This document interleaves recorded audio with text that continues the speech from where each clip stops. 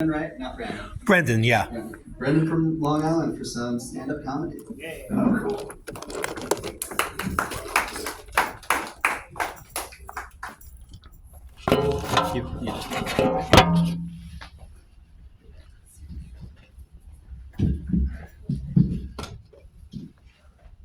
How's it going? Good. Beautiful. Welcome All right. back. Make sure yeah, I'm back. All right. All right. So, I know it's like people have like their issues with tuning, and even comedians too.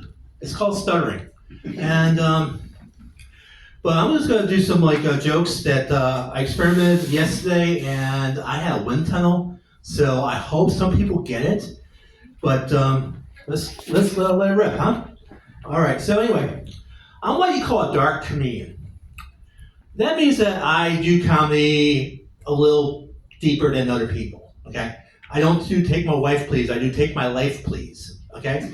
So but there's a difference between conventional comedy, dark comedy, absurdist comedy, and black comedy.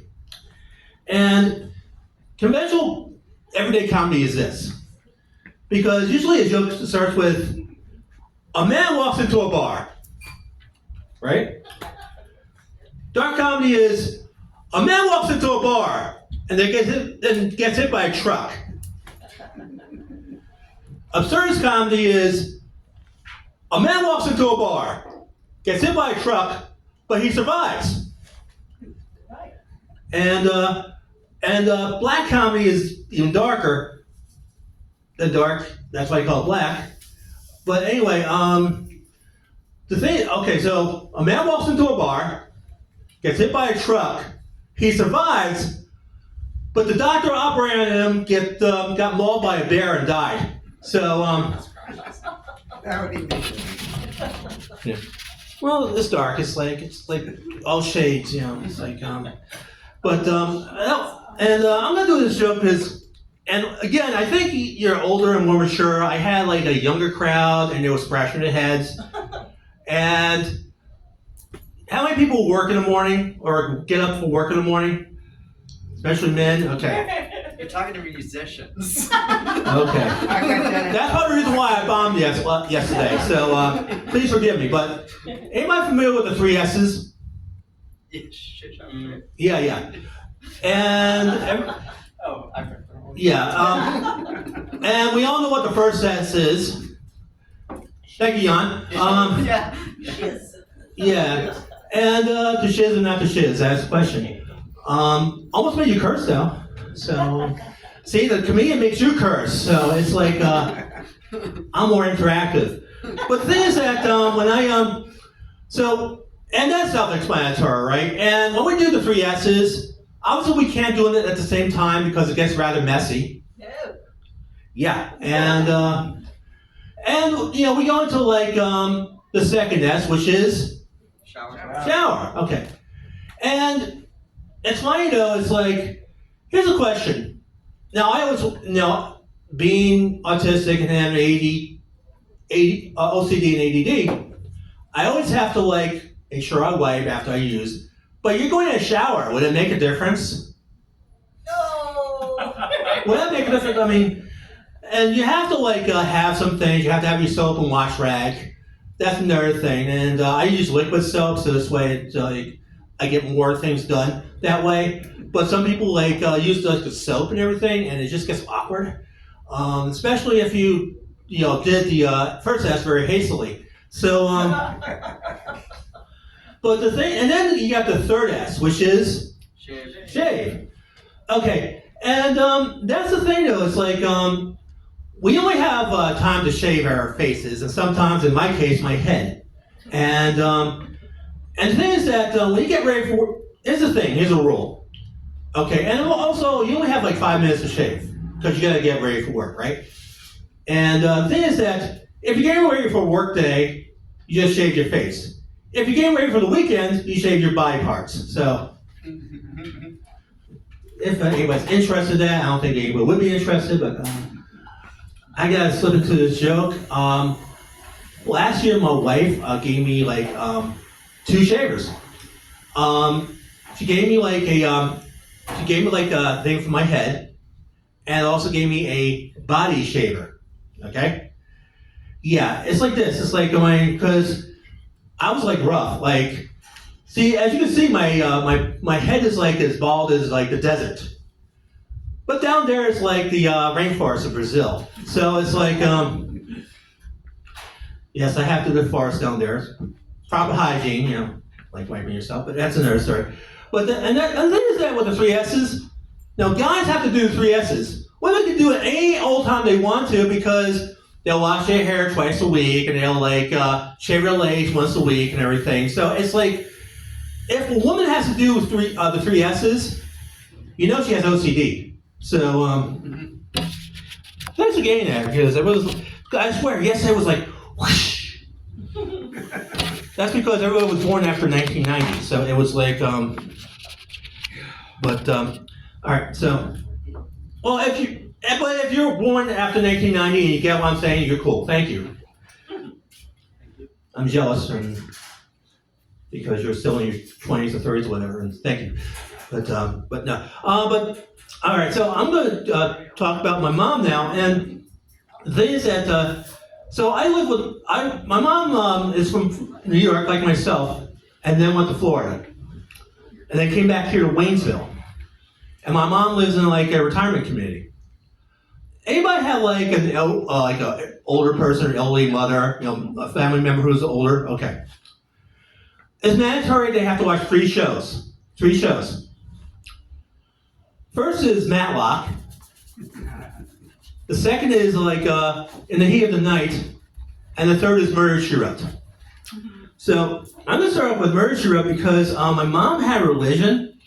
She wasn't a religion like very. Hi, handsome. No, but the thing is that my mom had this religious thing. She worshipped Angela Lansbury, and so she thought Angela Lansbury was the Lord and Savior because she solved all these mysteries and everything. But the thing is with her is like when I was younger, she used to like judge me because she watched an episode of Murder, She Wrote, and I was in my 20s. I was like 25 years old. I was still single, and I didn't have a girlfriend.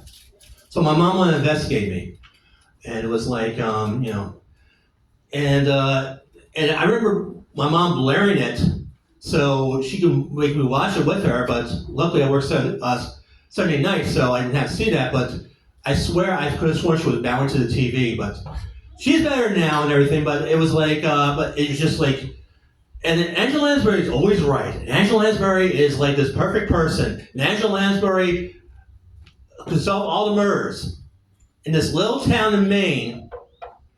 And I'm from New York, and the murder rate is like very high over there. Well, imagine like Cabot Cove. It's like everybody gets murdered. Right. And I'm like, I don't get that. And so I'm thinking that Angela Lansbury is a serial killer. Yeah. And I'm like, if you like, if you live in Cabot Cove and you're portrayed by a has-been actor, you're toast. And so that bothered me, but I go over it. But then there's another one that I could take was Matlock. I don't know if you remember Matlock. Yeah. Basically, Andy Griffith as a lawyer. Yeah, put that in your mind. And every episode's the same. Because right at the end of the show, Matlock's finds is guilty, but Matlock knows something. Ooh, I know that that Mr. Rutherford is being accused of murder, but Mr. Watkins, ooh, I know who you are. See, you wanted to frame him because he was you thought he was having an affair with your wife. But you set it up so you can get the money. Yeah. You slide. Well, you weren't slide enough. Can I have Exhibit A? So, and then the last one is In the Heat of the Night. Now, that's like, okay, if anybody's not familiar with Heat of the Night, it's basically, anybody familiar with Heat of the Night? Okay. All right. So, you have Archie Bunker as a Southern sheriff. So you have you have Carol Connor playing as Sheriff Gillespie, and he's like going, yeah, I heard that. Yeah, the crime always happens here, Virgil. Yeah, and I wish they would stifle it. So that's my Carol Connor with a southern accent. But the thing was that one black guy, and then he was replaced by, basically it was a standard pissed off black guy, and then later in the series he was replaced by another pissed off black guy. We gotta solve this murder now. And we don't solve this murder now, I don't know what we're gonna do. And then there was Bubba. And everybody thinks that this one guy did, and Bubba's like every show. I don't know, Verge. See, I know Jimmy Johnson, and I know his family, and they're good people. I think that he's innocent. I think it's that boy across the tracks that's causing all that trouble. And lo and behold, it was. So basically, it was like this philosophical thing and everything. But what really got me was, crap was going to go down when they started skating scat. Somebody gets shot. Or a car explodes. And then when the case is solved, it's happier. So yeah, it's always the same shows and everything. So, but I love my mom and everything. And the thing is that, like I said, she lived in Florida for a while, and she came up here. So sorry. It's fine. And you don't love this. So anyway, my mom lived in Florida for a while, but she just turned 80, and she wants to go back to Florida. Where in Florida? Actually, Margate, right outside of Fort Lauderdale. Why? One of my friends. I used to live in Lauderdale. I know Margaret. Yeah. Okay. So yeah, so she lived there for a while, and she came way until, but she wants to go back there. Well, you know what they say about Florida? Florida is a place to die. Yeah.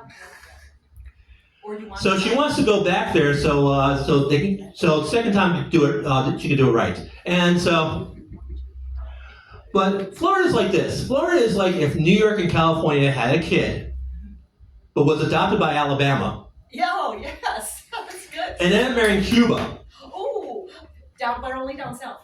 Yeah. So I also think of it this way. I think it's like there's this lost passage in the Bible, in the lost text. And nobody knows about God on his 8th day. After he created the earth and everything, and heaven, everything that he created, he rested, but he called up his angels. Hey guys, come up here. And everybody was looking what God had done. And God said, okay, down here is hell. This is heaven. And one of the angels goes, what's that over there? Is that purgatory? Oh, no. Purgatory's over here. That's Florida. I'm saving that for later. But so far, sometimes I'm a good time. Thank you for being catching up with me and everything. But Floridians get the jokes. yeah. Actually, I skipped a lot yesterday because everybody was like going. So it's like but anyway, but I done a comedy set in a senior facility one time, different place where my mom lives and everything, and it was like this. I started off rough because when a comedian goes in and he addresses the audience, he does what they call a riff. He asks questions. And you ask certain questions when you're in a certain place, right? Like, hey Asheville, how's your Subaru, that sort of thing. But the thing is that was I made a mistake. So when I started riffing up in this facility, I asked the audience, hey, remember when? Well, half of them mainly didn't remember. And the other one was going, great, another dark comic. So, I had people come up. I mean, I did a good set and everything, but there was this old guy come up to me, and he said, hey, I went to Caesar's palace. I said, yeah? Who'd you see? Caesar! Ha ha ha! Got him now! And then you had this one guy doing a callback. Callback is when somebody tells you show back to you, right? I had a callback. The only problem was it was from Buddy Hackett from 1973. That's good. Yeah.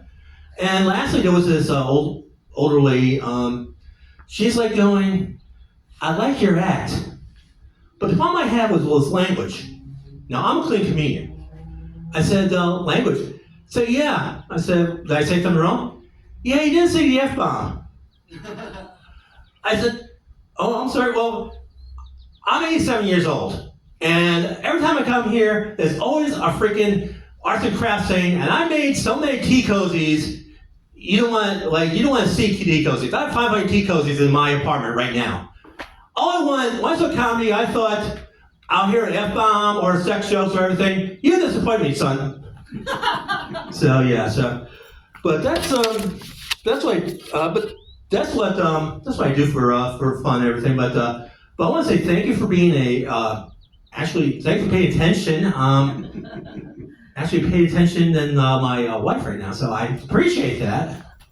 You know, she pays attention. It's just like only when I'm there and I get paid. But no, I pay attention to her when she gets paid, and she gets more money than I do.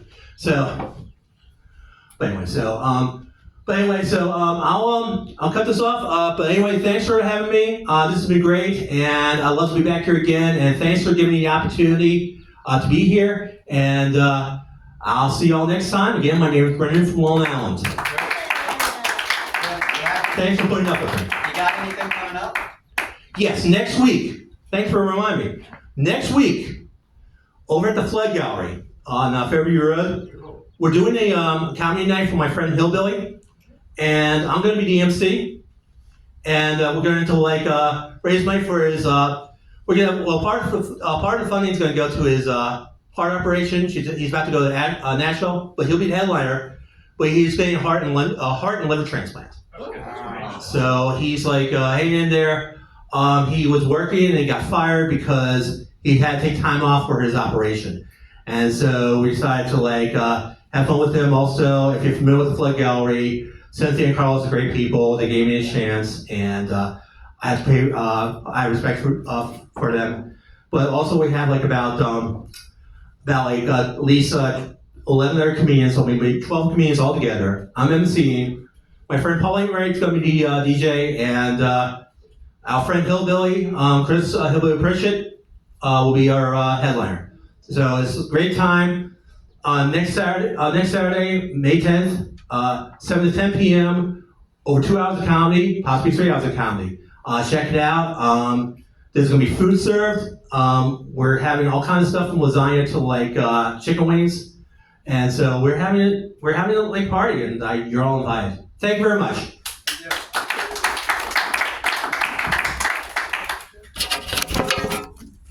Thank you, Brendan from Long Island. So that was Thursday at the Flood Gallery. Saturday. At the Next Flood Saturday. Next Saturday at the Flood Gallery. I'm glad.